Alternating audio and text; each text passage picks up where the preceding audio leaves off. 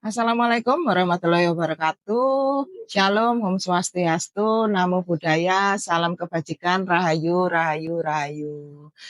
Berjumpa kembali dengan saya Ratna Irawati dan Pak Muslim, partner setia saya. Kami dari komunitas Buwilbah buat lebih baik, di mana kami memang konsentrasi untuk pembelajaran kejiwaan semesta. Nah, sore hari ini sebetulnya saya dan Pak Muslim ini dalam rangka kehujanan terus ngiup gitu. Ngiup itu apa, Pak? Berteduh. Berteduh di salah satu warung kopi, dan daripada hanya sekedar ngopi, saya putuskan dengan Pak Muslim untuk berbincang-bincang. Ya, ringan saja, tapi tetap ada makna pembelajarannya, gitu. Iya, Pak Muslim ya? Iya, Daripada cuma cerita-cerita gitu lah. cerita-cerita ya, Pak ya? Manfaatkan waktu, ya. Manfaatkan waktu sambil ngopi ya, Pak Iya, ya? sambil ngopi, Gitu. sambil berteduh. Iya, soalnya saya ini juga agak-agak ngantuk, Pak. Jadi saya kepengen didengeri, didongengi lah sama Pak Muslim gitu. Tapi nanti saya ketiduran. Ya. Iya, gimana Pak Mus? Ya, nanti kalau ngantuk tak nyanyi gini. Nih, Nana ya? Iya, jangan Nina, Pak. Nina tuh. Nana bangun. Oh gitu ya, Pak. Nggak jadi tidur, Pak ya. Nggak jadi tidur. Iya. Mantap nih sambil nyeruput kopi nih, Pak. Enak ini. Iya. Bismillah.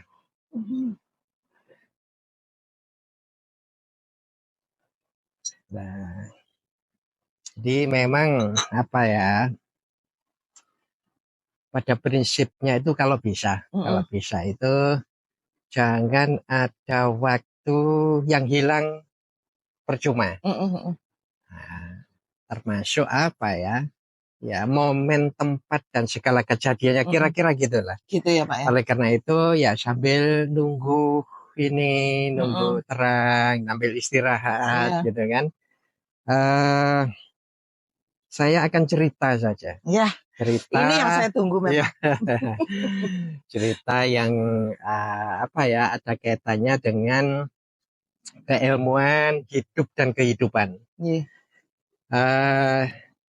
Cerita atau keilmuan atau info ya terserah pemirsa menamakan apa. Tentang jenengan pernah dengan ini cerita Manunggaling Kawula lan Gusti. Iya, yang saya sering dengar itu Manunggaling Kawula Gusti. Kawula Gusti. Ya. Itu menurut jenengan gimana? Sepemahamannya saja, nggak harus benar. Ya. Manunggaling Kawula Gusti itu adalah sebuah Pak, perjalanan di mana kita itu sudah bisa menyatu dengan Gusti. Menyatu itu bukan secara fisik ya tentunya, tapi kan ya kita secara rasa, kita sudah jauh lebih memahami, atau kesadaran diri kita tuh sudah semakin meningkat, di mana itu memang yang diharapkan sama Gusti Allah. Artinya kita sudah benar-benar bisa menyatu dan kita bisa memahami Gusti itu berkehendak apa atas saya dan kehidupan saya di dunia ini. Ya, barangkali pemirsa ada yang pendapat lain, tidak apa-apa. Silakan dipikirkan, dirasakan, dibandingkan. Nah, saya tak cerita, kebetulan saya itu insya Allah.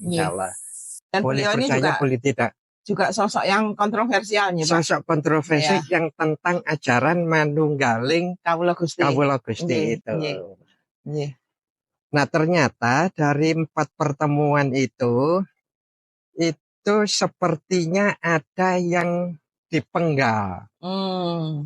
Ada yang dipenggal di antara kawula lan Gusti, di antara hamba dan Tuhan.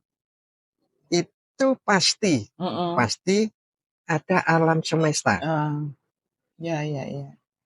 Sudah di mana? Ya, Di mana saja, mau di gaib, mau di nyata, ya. pasti itu kita, Tuhan, ya, Mm-mm. dan alam itu tidak pernah bisa Iya, dipisah. orang kita juga hidupnya ya di semesta ini. Iya, sehingga apa? Ketika kita di sini ini, Mm-mm. ya, bagaimana kita ketemu Tuhan, Mm-mm. tersambung dengan Tuhan, Mm-mm. terkonek, Mm-mm. ya, entah pikirannya, entah perasaannya, Mm-mm. entah perbuatannya, Mm-mm. kontak tersambungnya itu. Mm-mm. Itu mau dimanapun bisa. Mm-mm. Dan kita tidak akan bisa mengingkari bahwa tempat inilah penyatunya, Oh ya, ya. penyambungnya kita sama Tuhan, itu alam ini, Ya, alam semesta ini. alam semesta ini. Kopi, ini penyambung. Ya, ya. Karpet, tikar, Mm-mm.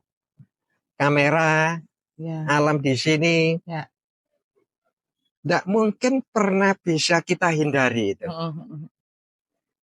Sehingga sejatinya apa? Makna manunggaling kawula marang Gusti antara hamba dan Tuhan itu sebetulnya menyatunya diri kita, Mm-mm.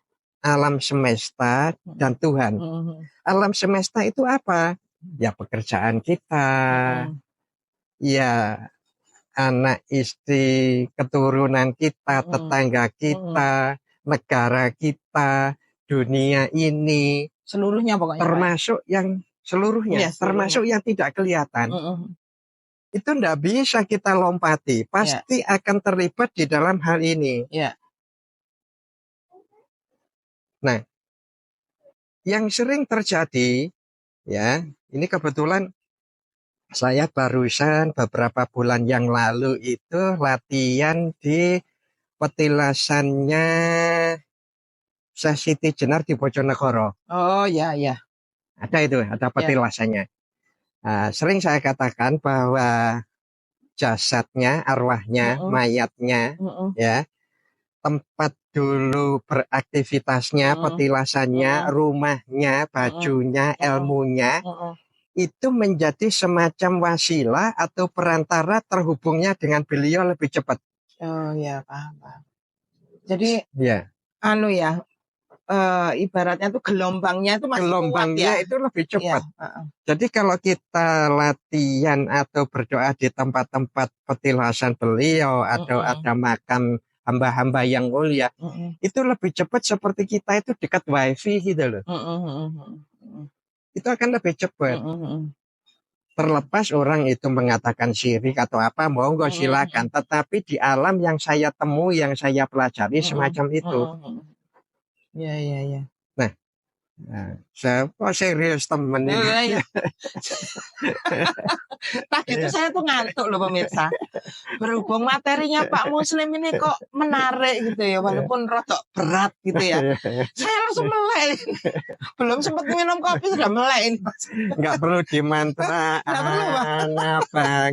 Nggak perlu, Pak. Oh, nggak perlu. Jadi ketika saya dan beberapa teman latihan jazz, termasuk jenengan ikut kan? Iyalah Pak. Iya, iya. Saya kan selalu mengintilinya. Iya. Jadi yang saya dapat di sana para pemirsa, kalimatnya lebih kurangnya begini. Langsung saya terjemahkan bahasa Indonesia saja. Urusan tauhid itu antaramu dan Gustimu. Ya. Antara kita dan Tuhannya masing-masing. Ya. Jangan kau percayakan kepada siapapun, walaupun itu guru sehebatmu, sepinter apapun. Jangan nanya lo ya. Ketika kita sedang ngangsu kaweruh, kepada guru-guru yang hebat-hebat itu, baik dari sisi makrifat, dari sisi tasawuf, dari sisi hakikat, atau kalau di Islam, kalau di agama lain mungkin istilahnya dari sisi asasinya, dari sisi hakikatnya gitu, kira-kira ya. Jadi ketika kita sedang belajar pada orang-orang pinter itu, ya kan, totalitasnya jadi mereka boleh. Nggak harus jadi diri kita sendiri. Ketika kita belajar pada orang lain, kalau perlu kita totalitas jadi orang lain supaya kita ngerti maksudnya apa, maknanya apa. Ketika proses itu, kita boleh. Tapi kemudian pada kesimpulan berikutnya, coba apa yang diajarkan beliau-beliau yang pintar dan hebat ini jenengan praktekkan sendiri. Apakah dengan cara itu, metode itu, thariqat itu, jalan itu, ya kan? Aku bisa ketemu, aku bisa menyatu dengan Tuhan. Ini praktekkan. Ini maksudnya jangan kau serahkan antara dirimu menyatumu dengan Tuhan itu katanya gurumu, katanya temanmu, katanya. Intinya harus kita lakukan sendiri. Kita lakukan coba sendiri. Yang sering menjadi pertanyaan, kalau salah gimana? Itu yang sering terjadi. Loh, kalau salah ya balik, teman-teman.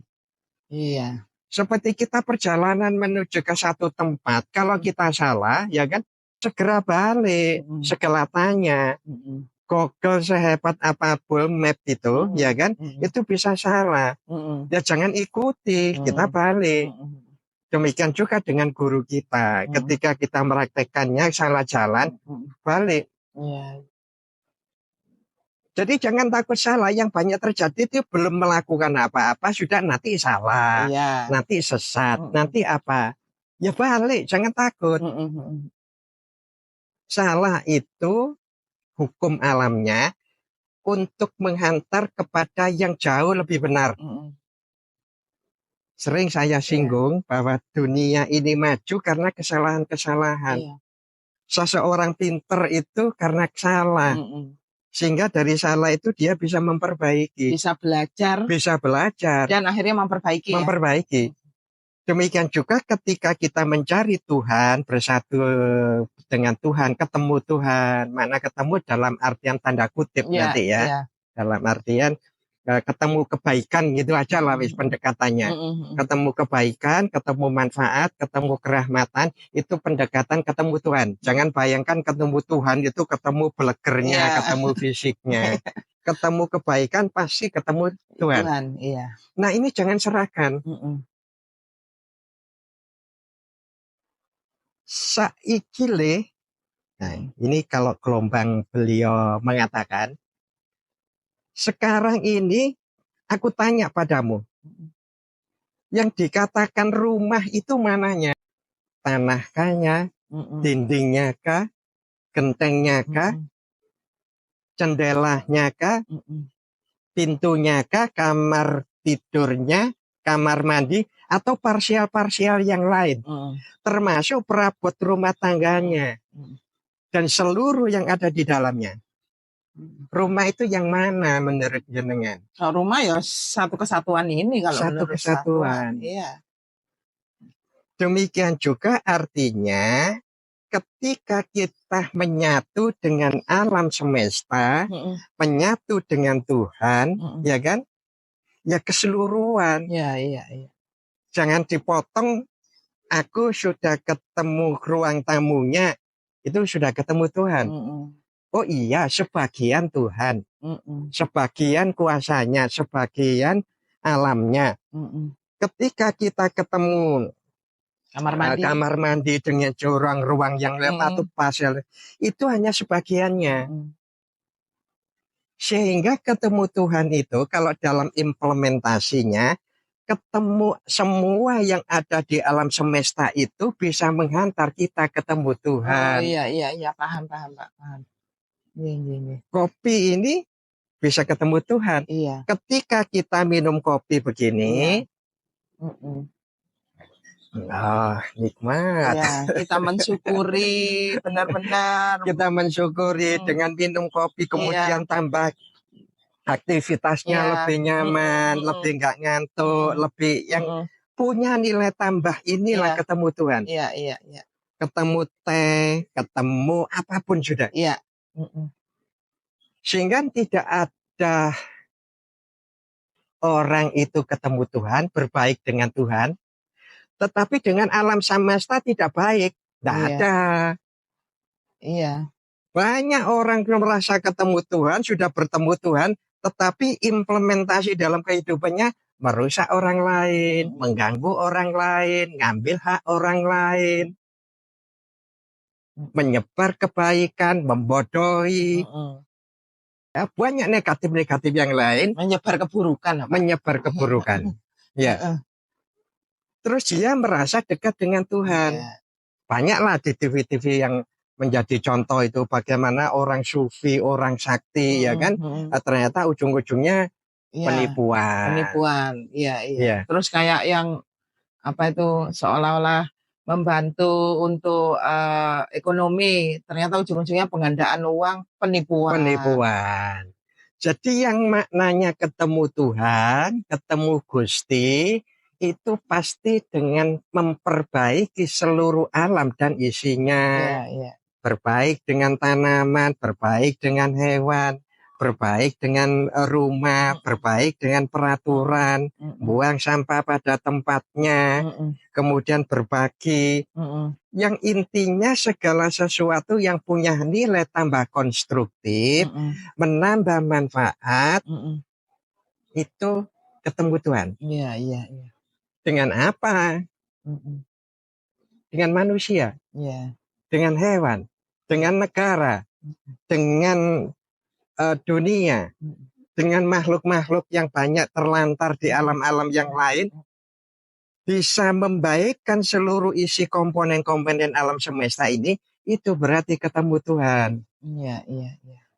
Jadi jangan ketemu Tuhan lalu meninggalkan kewajiban-kewajiban yang ada di alam nyata maksudnya. Kerja yang baik itu ketemu Tuhan. Tapi memang kok Pak, saya sendiri juga sering merasakan ya gitu.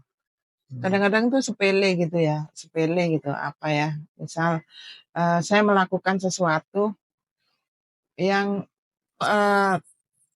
tidak saya rencanakan, tiba-tiba saya bersedekah kepada orang. Terus melihat respon orang itu kepada saya dan lain sebagainya, kadang-kadang di dalam perasaan kita tuh kan kayak apa ya Pak ya, kayak terenyuh, kayak apa gitu loh. Nah di situ tuh saya merasakan satu rasa sama Tuhan itu di saat-saat seperti itu biasanya. Tuhan di dirimu. Iya, betul. Jadi Tuhan itu secara karena menyatu, namanya menyatu berarti bagian ini satu. Kaki, tangan, kepala, namanya menyatu ini pasti nggak bisa dipisah. Ini sehingga kalau ada ajaran mengatakan Tuhan itu lebih dekat dari urat nadimu, berarti di sini. Ya, Tuhan itu ada di tanganmu, Tuhan itu ada di kakimu, Tuhan itu ada di sekitar alam ini, Tuhan itu ada di Surabaya, Tuhan ada di Mekah, Tuhan ada di alam gaib. Orang mengatakan langit 1, langit 2, langit 7, alam dan yang lain-lain. Di mana tempat itu kita bisa ketemu Tuhan kalau manunggal dengan alam semesta. Semesta itu tentu nyata dan gaib juga. Di gaib kita ketemu Tuhan, di nyata ketemu Tuhan. Di kerja ketemu Tuhan, di tidur ketemu Tuhan, dibangun ketemu Tuhan, di cinta ketemu Tuhan, di perang ketemu Tuhan. Tidak ada alasan sebetulnya. Tidak ketemu Tuhan. Tidak ketemu Tuhan. Dalam keadaan apapun, dalam keadaan dimanapun, kapanpun, dengan apa dan siapapun, dan dalam kondisi bagaimanapun, kita itu menyatu, manunggal diri kita, alam semesta, dan Tuhan. Ya memang sih Pak, kita ini di dunia ini kan tidak hidup sendiri. Kita itu bersosialisasi dengan sesama manusia, dengan makhluk-makhluk Tuhan yang lainnya, misal tanaman, misal hewan. Tapi tanaman dan hewan pun juga mendatangkan manfaat untuk kita. Artinya kan ya itulah gitu loh. Kita itu memang sudah harus terhubung terus dengan itu. Gampangnya itu saling merahmati, saling memberi manfaat. Iya, betul. Iya. Ini yang mungkin mohon maaf loh ya, dipenggal manunggaling kawula marang Gusti itu dengan meninggalkan alam semesta. Aku ndak butuh yang lain. Yang Iya. penting aku ketemu sama Tuhan. Iya, Yang iya. lain ndak perlu. Nah itu saya tuh juga Ini sharing loh ya. Iya, Pak. Tapi saya juga mau sharing nih. Serius Iya. Kadung melek ini Pak, kadung melek ini wes. Jadi saya itu punya sahabat yang berangkatnya dari anak yang bandel lah istilahnya. Pernah dipondokkan berapa kali sampai kabur-kabur gitu. Lama enggak bertemu, saya tiba-tiba ketemu sama dia itu dia sudah punya banyak santri. Nah, tapi ini enggak ngumbar aib ya, ini cerita ya Pak ya gitu loh. Tapi di balik itu semua ternyata anak dan istrinya merasa tidak tidak sejalan dengan bapaknya karena ya itu tadi pada saat bapaknya itu seolah-olah itu tujuannya untuk mencari Tuhan, bersatu dengan Tuhan, kewajibannya kepada keluarga, anak istri diabaikan. Bahkan beberapa kali itu dengan alasan karena panggilan Tuhan, beliaunya harus ke sana ke sini untuk menuntut ilmu. Anak istri ini dibiarkan begitu saja. Iya, keleleran gitu loh. Itu pun kadang sampai bertahun-tahun, Pak, gitu lah. Itu kadang saya muncul juga di pikiran saya, loh, kamu bertemu Tuhan itu tujuannya apa lah kalau anak istrimu sampai seperti itu kan akhirnya gitu loh. Bagaimana bisa orang itu bisa salah gitu ya kan, salah mengartikan bertemu dengan Tuhan itu loh. Iya, ya itu tadi manunggaling hamba kepada Tuhan dengan meninggalkan yang lain. Apa yang jenengan katakan tadi itu banyak terjadi. Iya. Jadi bertemu Tuhan itu dikira ya dibatasi seperti rumah itu jendelanya saja, lantainya saja, lemarinya saja. Kalau dalam implementasi beribadah dianggap bertemu Tuhan itu hanya ketika sembahyang, ketika di tempat-tempat peribadatan tertentu yang lain, ya kan? Ketika puasa, ketika kemudian menjalankan peraturan-peraturan yang itu yang ibadah peribadatan itu. Padahal di semua lini kegiatan kita baik di ibadah maupun di luar ibadah, maksudnya sebetulnya semua itu ya ibadah gitu loh. Hanya dipisah ini ibadah yang terpedomkan, tertulis dengan tuntunan-tuntunan tertentu. Yang ini sifatnya umum, dibuat ketentuan-ketentuan manusia, aturan tenaga kerja misalkan, prosedur yang lain, ya kan? Nah, itu tetap bisa ketemu sama Tuhan. Ya, paham. Jadi kan ada juga yang ini Pak ya, mengatakan anak Allah gitu atau aku Allah gitu ya kan gitu. Nah itu kan maksudnya bukan saya ini manusia ini setara dengan Allah kan, tidak seperti itu ya Pak ya. Tapi bahwa setiap aktivitas kita itu kita itu selalu didampingi Allah, ya kan? Kita selalu didampingi Allah, kecuali pada saat kita melakukan hal-hal keburukan. Nah mungkin di saat-saat itu kita sedang berpisah dengan Allah. Nah, itu sering terjadi. Jenengan nyebutkan anak Allah. Ya, Muslim Allah, aku Allah, aku Allah. Ada 1000 orang, 1.000.000 orang. Mereka bisa mengatakan aku Allah. Iya, enggak salah. Maksudnya Allah ada padamu, Allah padaku, Allah ada pada orang lain, Allah ada pada bambu, Allah ada pada hewan, Allah ada pada angin, Allah ada Allah. Itu maksudnya itu semua itu bisa menjadikan bisa ketemu Allah. Karena apa? Karena menyatu. Menyatunya apa? Secara gelombang, secara jiwa. Nah, ini yang kadang-kadang dimaknai kalau sudah berbaik dengan Allah, sudah ketemu dengan Allah, tidak perlu yang lain. Tidak bisa. Iya, nah, Pak. Itu ini sharing. Iya. Nah, Jadi nggak ngantuk kan? Enggak, Pak. Iya. Sampai kopi saya lupa minum ya, Pak. Iya. Jadi pemirsa, itu sering dalam pencarian saya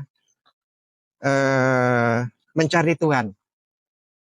Nah, dulu saya mencari Tuhan itu ya, saya cari pada orang yang hebat-hebat saja, Bu. Tempat yang penuh dengan misteri, tempat penuh yang dengan katanya mustajabah. Mustajabah, yang itu. Dulu kalau tidak orang hebat, bukan guru saya. Di mana ada orang hebat, saya cari di mana. Ternyata apa? Di dalam kehebatannya ada kekurangannya. Termasuk saya. Nah, akhirnya dalam pencarian itu, insya Allah, ya ada gelombang-gelombang. Di antaranya ada gelombang-gelombang yang mengaku Tuhan. Aku Tuhan. Kamu wis bener, kamu wis gini. Ujung-ujungnya setelah saya ikuti, ternyata menyesatkan. Apa hal-hal yang seperti itu ya yang memang ditakutkan banyak orang ya, kalau sekiranya proses mencari Tuhan itu kadang-kadang hanya konsep tapi nggak dilakukan, menunda-nunda terus karena ketakutan seperti itu, karena takut nanti ditipu oleh gelombang-gelombang yang destruktif gitu ya. Iya, itu dulu saya. Ya, tapi akibatnya apa? Nggak berani melangkah, sehingga ngikut Tuhan itu katanya gurunya ini pernah ketemu Tuhan. Wah, kita ini wis manut guru aja, kamu nggak layak, kamu nggak level. Padahal semua ciptaan Allah itu baik yang bagus, yang pinter, yang bodoh, dari yang kelihatan dan gampangnya dari manusia sampai semut sampai uget-uget gitu lah bis ya. Itu punya hak untuk ketemu Tuhan. Karena dia ciptaan Tuhan. Setiap ciptaannya pasti mengandung sifat-sifatnya. Pasti ketemu, mau ketemu apapun. Ini setelah saya melakukan uji coba, mencari sendiri. Tentu sekali lagi bukan melangkahi guru-guru. Ajaran guru-gurunya diajari, kemudian dilaksanakan. Oh, ini cocok. Cari guru yang lain, dilaksanakan, diajari, dipraktekkan. Oh, aku nggak ketemu, malah ketemu kelompok setan CS. Ketemu guru apa, ya kan? Kita itu jangan takut ditipu. Setelah ditipu salah, kita jadi pinter. Oh, ternyata ini yang bikin ketemu Tuhan. Oh, yang ini tipe kayak gini ini bikin menyesatkan. Itu setelah kita melakukan salah. Ya itu loh katanya nasihatnya Eyang Semar dulu. Tatak, tetek, tutuk ya Pak ya. Harus tatak dulu punya nyali. Ya tetek artinya kita memang tetap punya prinsip. Katakanlah kita ketemu guru yang salah pun ya enggak apa-apa, tapi kita tetap berpegang pada prinsip kita. Iya, jangan gurunya disalah-salahkan, diterima saja. Kalau sudah tatak, tetek seperti itu, insya Allah kita tutup sampai ketemu tujuan kita. Katakanlah tujuan kita itu kepengen menemukan Allah pada diri kita sendiri, ya insya Allah itu akan tercapai. Maknanya yang istiqomah itu apa? Rutin. Dan tumaknina, sungguh-sungguh. Jenengan ndak usah kalau itu Tuhan wis. Jenengan cari ke Ethiopia. Katakanlah alamatnya ini begitu kan. Ketika jenengan bersungguh-sungguh kemudian menjalaninya dengan bekal yang secukupnya, ya, jenengan tidak akan mungkin tidak ketemu. Ketika sungguh-sungguh mencarinya. Tapi ketika jenengan sudah punya petunjuk, sudah punya persyaratan macam-macam, jenengan punya ketakutan tidak berangkat ke Ethiopia, tidak akan pernah bisa sampai. Banyak orang buta huruf, tidak bisa apa-apa, dikasih alamat, ya. Orang Ethiopia pergi ke Amerika hanya bekal catatan, ya, bisa sampai. Karena apa? Sungguh-sungguh ingin ketemu. Ini sharing aja. beningno jiwamu, beningno cita-citamu, beningno pikiranmu, beningno perasaanmu, beningno lakumu. Kowe gak budek. Maknanya itu gini loh ya. Minuman saya yang budak, Pak. Untung otak dan jiwa saya alhamdulillah enggak budak, Pak. Iya, maknanya itu seperti terang gitu lah. Iya. Makna pikirannya, perasaannya, perbuatannya, lakunya tadi itu ya bening, seperti terang gini loh. Iya. Bisa melihat, oh ini jeglongan, oh ini buntu, oh ini apa. Makna bening itu kira-kira itu. Iya. Nek budek berarti nggak kelihatan. Kadang banyak orang melihat tapi tidak melihat. Tapi orang memejamkan mata, ya kan? Perasaannya, jiwanya yang jalan, ya kan? Dia bisa melihat. Nah, ini antara nyata dan gaib itu jangan dipisahkan juga. Karena nyata itu jasmaninya, gaib itu jiwanya. Alam ini punya jiwa, di tempat ini punya jiwa. Alamnya semacam ini, ada kolam, ada gazebo, ada macam-macam ini. Tapi jiwanya itu banyak di sini. Seperti jiwa kita yang tidak kelihatan. Iya, betul. Ya. Aku senang dirimu, aku senang dirimu, aku senang dirimu. Nah ini jiwanya yang ngomong. Jiwa yang di tempat ini senang mendengarkan kita dialog semacam ini. Ini terlepas orang percaya atau tidak, dimanapun selalu lengket antara yang nyata dan yang gaib seperti jasmani dan rohaninya. Iya, memang banyak orang itu menyadari kalau tumbuh-tumbuhan itu makhluk hidup. Ya. Tapi jarang sekali orang yang memikirkan bahwa tumbuh-tumbuhan itu ada nyawanya, ada jiwanya, kan begitu Pak? Iya. Ini makhluk hidup begitu aja. Dan itu masing-masing punya sifat, itulah jiwanya. Lombok pedes, ya, jeruk ono kecute, keluwek ono paite yang pahit, ya kan? Demikian juga karet ono molore, nah, itu jiwa itu. Kalau bisa ngomong itu ya seperti sifat-sifat kita yang kita lakukan sehari-hari ya itu sebetulnya. Jadi kalau disimpulkan berarti bagaimana jiwa kita itu selalu terhubung dengan Tuhan. Di pekerjaan bagaimana terhubung dengan Tuhan sehingga pekerjaannya itu profesional dan menghasilkan banyak kemanfaatan. Kemudian ketika berteman, kemudian kita sedang belajar, bagaimana terhubung dengan Tuhan. Artinya belajarnya ini nanti ketika menghasilkan ilmu, ilmunya bisa lebih bermanfaat. Demikian juga dengan ketika dengan ekonomi. Mau ekonomi bisa ketemu dengan Tuhan. Mau di partai politik, Anda jadi politikus, wakil rakyat, bisa ketemu sama Tuhan. Mau jadi pengacara, jadi TNI, jadi polisi, jadi dokter, jadi macam-macam segala usaha itu bisa ketemu sama dengan Tuhan. Kalau semua komponen di Indonesia itu ketemu sama Tuhan, ya kira-kira akan mempercepat pemerintahnya, rakyatnya, legislatif, yudikatif, eksekutifnya, dan semuanya bisa ketemu sama dengan Tuhan, bisa ketemu dengan keadilan sosial bagi seluruh rakyat Indonesia, kemakmuran dan kebahagiaan-kebahagiaan yang lain. Pasti Indonesia jauh lebih maju. Bismillah. Tuhan memberkati. Bagaimana kita itu menekuni terjun di bidang ekonomi tapi bisa memberikan kemanfaatan untuk orang lain, untuk alam semesta, untuk membangun tempat, membangun ibadah, membangun fasilitas umum. Ini ketemu Tuhan. Sudahlah, mau dimanapun, kapanpun, dengan apa siapapun, dan kondisi bagaimanapun, tidak ada alasan untuk tidak bertemu dengan Tuhan. Mencari Tuhan bisa dari yang terdekat dan terjauh, bisa dari yang nyata dan yang gaib.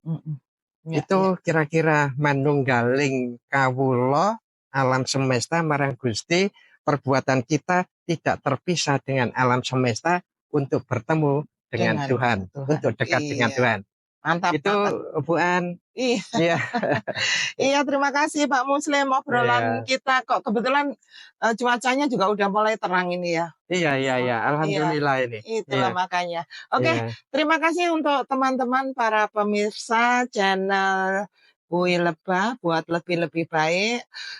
Obrolan sore kali ini ringan, singkat, tapi penuh makna. Amin. Mudah, Sharing ya aja, sharing sharing ya. aja pemirsa, Iya, sharing ya. sharing. Iya. Mudah-mudahan tetap bisa menambah kemanfaatan untuk teman-teman semua dan kami berharap bisa menjadikan perbaikan atas semua lini kehidupan para pemirsa semuanya. Ya, suatu saat saya akan ke jenengan untuk belajar ke jenengan. Kita Iya. sharing ya. Iya. Ya, sharing. Saya Ramai Rawati dan Pak Muslim pamit undur diri. Assalamualaikum warahmatullahi wabarakatuh.